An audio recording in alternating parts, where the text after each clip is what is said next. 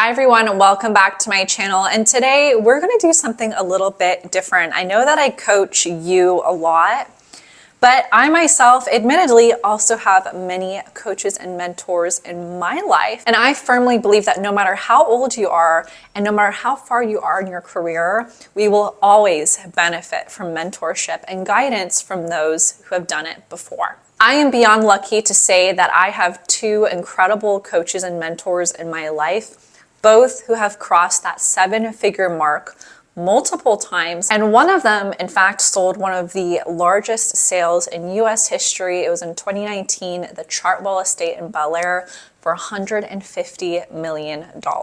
These are people that I surround myself with pretty much 24/7. And today I'm going to share some of my favorite pieces of advice that I've received from them over the years that have allowed them to cross that seven-figure mark. So with that said, let's hop right into it. The number one piece of advice that has been drilled into my head is to ask the right questions and don't be afraid to ask for business.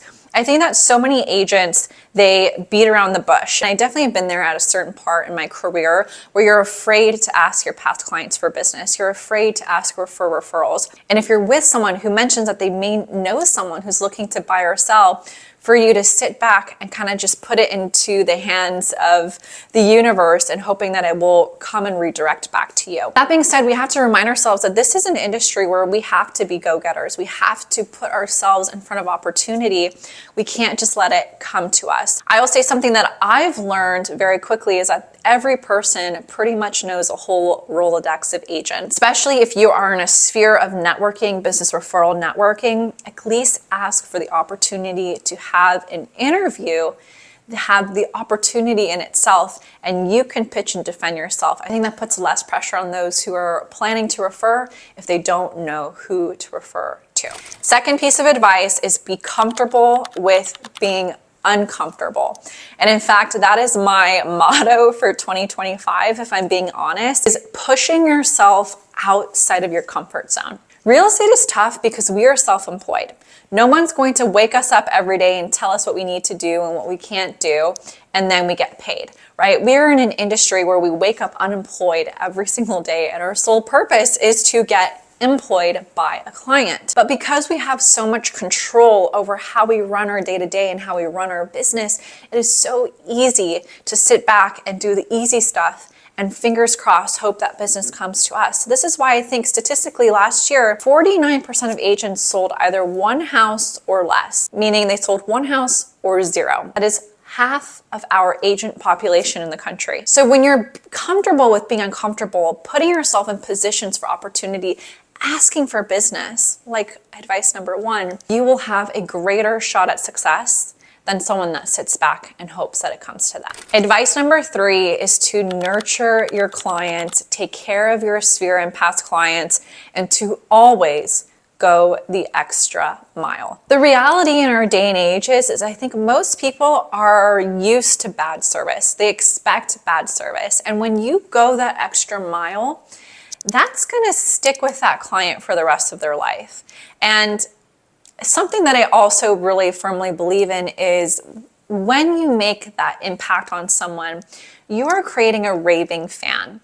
And those raving fans then want to tell their friends, their family, their colleagues about you, and that opens up the door for a referral business. But something that my mentor has taught me to this day is that this is not a transactional business. We are in a relationship business. Even if I've closed a deal with a client, I always make sure that they know that they can call me even 2 years later if they have a question about their home, or they need assistance, or they need a referral to a vendor or to a painter. Always being available and keeping in touch with clients.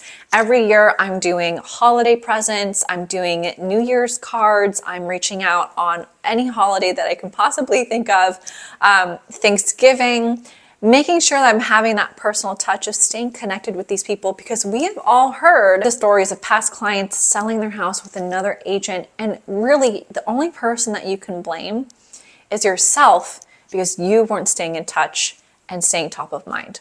with your clients. Advice piece number 4 is always continue to learn. There is always something new to learn in this business. Even my mentors who have been in the business for 30 years or more, they're still learning and putting themselves in a position to learn. I think we need to take our ego out of the picture and really come from a place of wanting to be knowledgeable, to become experts, to grow our mind when it comes to this industry, and to be that wealth of information for our clients and for our sphere. I've met agents who, use that age as a way to claim dominance in a transaction, right? Oh, I've been in the business for 20 years. I know more than you. This is how I've always done it. And yet, how many times has their way of doing things been incorrect? So continue to learn, continue to go to conferences, continue to read, continue to take classes, no matter how long you've been in the business, because this will always benefit you no matter what. Number 5 is a piece of advice that has really stuck with me as well, and that is to take care of yourself. Your holistic health is going to have a direct impact on your business. The reality is we are in a service industry. Our job is to care for people, carry them through stressful decisions. We are like a supporting ground, a foundation for our people. And if we're not taking care of ourselves, and if we're not taking that time to look inward, to rebuild up our energy, to take care of ourselves, how can we take care of someone else?